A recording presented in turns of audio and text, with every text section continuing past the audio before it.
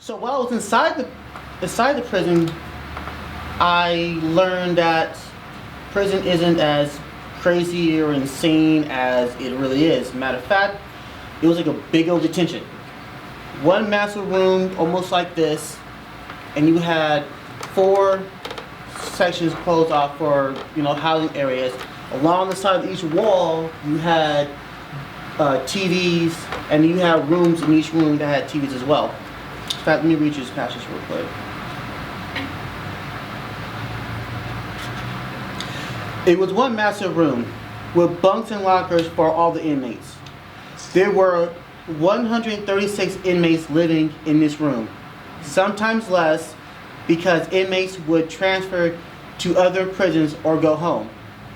The dorm was full of inmates who self-surrendered and inmates who transferred or worked their way down, as inmates put it, from other institutions.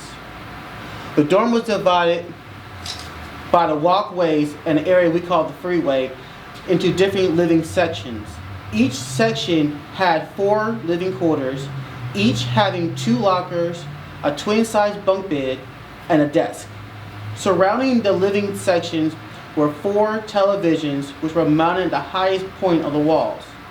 In addition to these televisions, there were 3 smaller rooms, each with a television.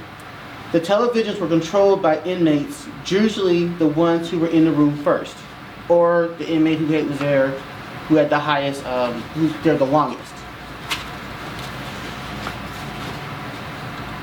In this area, we also had stuff over here where I was able to write, and also when I was tired of being in that room, I had to leave and go to a library called the Leisure Library.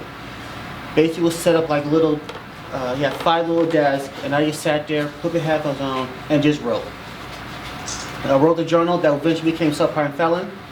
I wrote rough drafts for 2 novels, different blog posts, and different sort of business ideas I thought may work out in the future, which haven't quite panned out yet.